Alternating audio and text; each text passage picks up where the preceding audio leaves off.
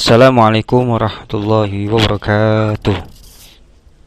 Alhamdulillah wassalatu wassalamu ala Rasulillah. Asyhadu an la ilaha illallah wahdahu la syarikalah wa asyhadu anna Muhammadan abduhu wa rasuluhu la nabiyya wa la rasula ba'dah. Allahumma shalli ala sayyidina Muhammadin wa ala alihi washabihi wa mawala. Apa kabar antum hari ini? Alhamdulillah. Mudah-mudahan semua dalam keadaan sehat walafiat, semua dalam keadaan tidak kurang satu apapun, dan semoga masih di bulan yang sangat mulia ini kita semua diberikan kesabaran, kita semua diberikan kekuatan untuk beribadah pada Allah Subhanahu wa taala.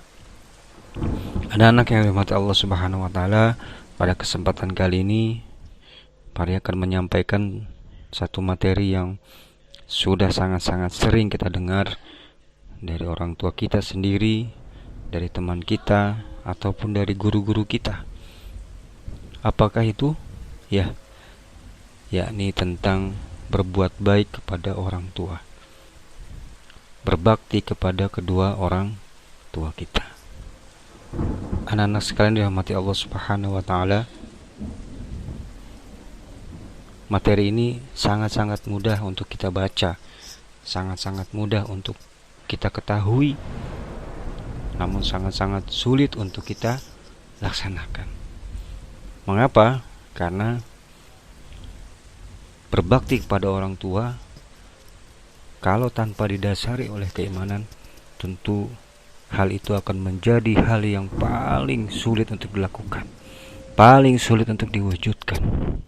Namun berbeda jikalau berbakti kepada orang tua didasari dengan keimanan, akan sangat-sangat mudah kita lakukan. Dan luar biasanya adalah dalam agama kita, berbakti kepada orang tua disandingkan ayatnya sebelumnya, yakni dengan tauhid kepada Allah Subhanahu wa taala. Ini menunjukkan bahwa dalam Islam begitu menghormati, begitu memuliakan, begitu menempatkan kedudukan yang luar biasa bagi mereka-mereka yang sepanjang hidupnya berbakti kepada kedua orang tua mereka.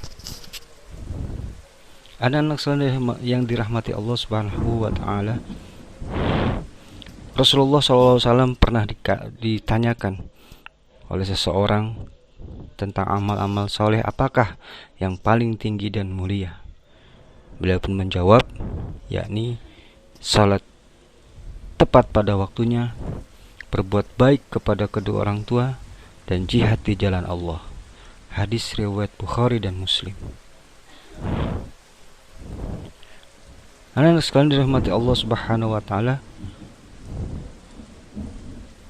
satu keterangan lagi, suatu ketika Ibnu Umar radhiyallahu anhu bertanya pada seseorang, apakah engkau takut masuk neraka dan ingin masuk ke dalam surga? Orang itu menjawab, iya. Ibnu Umar berkata, berbaktilah kepada ibumu. Demi Allah, jika engkau melembutkan kata-kata untuknya, memberinya makan, niscaya engkau akan masuk surga selama engkau menjauhi dosa-dosa besar. Subhanallah. Anak-anak sekalian dirahmati Allah Subhanahu wa taala, inilah yang menjadi penggerak jiwa-jiwa orang-orang beriman untuk bisa berbakti kedua orang tua kita yang akan diberikan ganjaran oleh Allah Subhanahu wa taala dengan surga yang dipenuhi dengan kenikmatan, yang mengalir sungai-sungai di bawahnya, yang membuat segenap jiwa merindukannya. Seperti yang sering Pak Hari sampaikan, bila kaitannya dengan surga, pastilah ada amalan yang perlu kita perjuangkan. Sulit, gampang dipahami, gampang kita baca, namun sulit untuk kita lakukan. Harus dengan penuh perjuangan. Dalam keterangan hadis yang lain, Rasulullah menyampaikan, sungguh sangat merugi orang-orang yang tidak mendapatkan surga, sementara di dekat mereka ada orang tua mereka yang masih hidup, orang tua yang harus diberikan kebaikan oleh anak-anaknya. Sungguh merugi kalau kita melalaikan keduanya. Rasulullah bersabda, orang tua adalah pintu surga yang paling tengah. Jika engkau ingin, maka sia-siakanlah pintu itu atau jagalah ia. Dalam hadis lain beliau menyampaikan, celaka, celaka, celaka. Ada yang bertanya, siapa wahai Rasulullah? Beliau menjawab, orang yang mendapati salah satu atau kedua orang tuanya telah berusia lanjut, tetapi tidak membuatnya masuk ke dalam surga. Anak-anak sekalian dirahmati Allah Subhanahu wa taala, itu adalah keterangan dalil-dalil yang menjadikan landasan perbuatan kita untuk selalu berbakti kepada kedua orang tua kita. Salah satunya adalah dengan membantu mereka. Pak Hari tidak akan menyampaikan contoh-contoh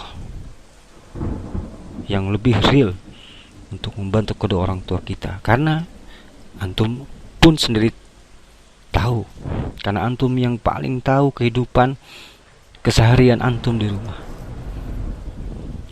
Pada prinsipnya adalah keberadaan kita di rumah, keberadaan kita di lingkungan tempat tinggal kita, kita menjadi orang yang paling bermanfaat. Maka kalau orang-orang yang tinggal bersama kita merasakan manfaat dari kita, maka disitulah kita sudah membantu. Salah satunya adalah membantu kedua orang tua kita. Sebagai salah satu contoh, ketika umi antum atau abi antum yang sekarang misalnya, ketika jelang berbuka mereka sibuk mempersiapkan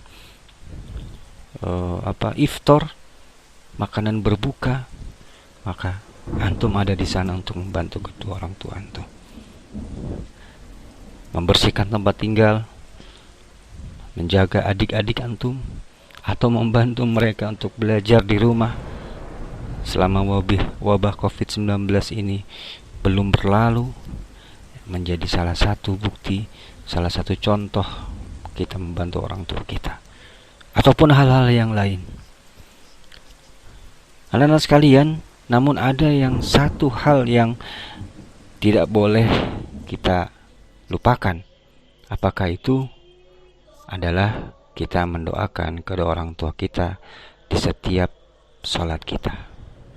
Itu adalah hal yang wajib kita lakukan, baik ketika orang tua kita masih hidup, terlebih lagi kepada mereka yang orang tuanya telah meninggal. Suatu amalan yang sangat-sangat luar biasa. Anak-anak sekalian dirahmati Allah Subhanahu wa taala, berikutnya terakhir Pak Hari akan menyampaikan apakah faedah-faedah berbakti kepada orang tua kita. Yang pertama, tentunya akan dikabulkannya doa-doa kita. Terlebih lagi doa dari seorang ibu.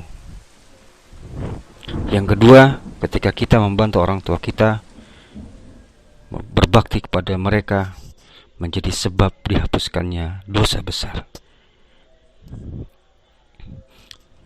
Dalam sebuah riwayat disebutkan, seorang laki-laki mendatangi Nabi SAW, lalu berkata, wahai Rasulullah, aku telah melakukan dosa besar. Apakah ada taubat untukku? Nabi bertanya, apakah engkau memiliki seorang ibu? Laki-laki itu menjawab, tidak. Nabi bertanya lagi, apakah engkau memiliki seorang bibi? Ia menjawab, iya. Nabi bersabda, berbaktilah kepadanya. Hadis riwayat Ibnu Hibban. Yang ketiga, berbakti kepada orang tua menjadi sebab keberkahan dan bertambahnya rezeki. Yang keempat, berbakti kepada orang tua, maka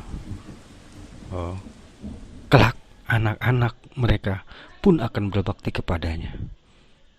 Namun kebalikannya, jikalau kita berdurhaka kepada orang tua kita, maka kelak anak-anak kita pun akan durhaka kepada kita. Na'udzubillah, summa na'udzubillah. Berikutnya, salah satu faedah berbakti kepada orang tua adalah kita akan mendapatkan ridha Allah Subhanahu wa taala. Ridha Allah fi ridha walidain, wa sukhtullah fi sukhtil walidain. Maka yang terakhir, yang berikutnya, yang terakhir, dengan berbakti kepada orang tua maka menjadi sebab diterimanya amal kita. Ibnu Umar radhiyallahu mengatakan, kalau aku tahu bahwasanya aku punya sholat yang diterima, pasti aku bersandar pada hal itu. Barang siapa yang berbakti kepada orang tuanya, sungguhnya Allah menerima amalnya.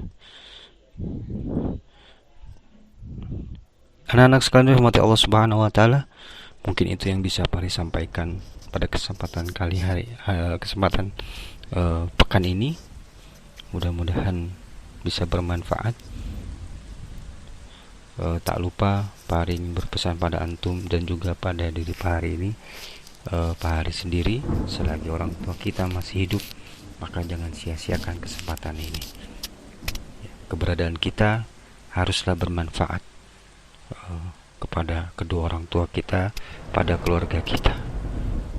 Kita sama-sama mudah-mudahan keluarga kita, antum semua, dikumpulkan kembali oleh Allah Subhanahu wa taala ke dalam surganya. Amin ya rabbal alamin. Itu saja mungkin yang bisa Pari sampaikan. Mudah-mudahan bermanfaat. Kita tutup sama-sama dengan membaca wabillahi taufiq wal hidayah. Assalamualaikum warahmatullahi wabarakatuh.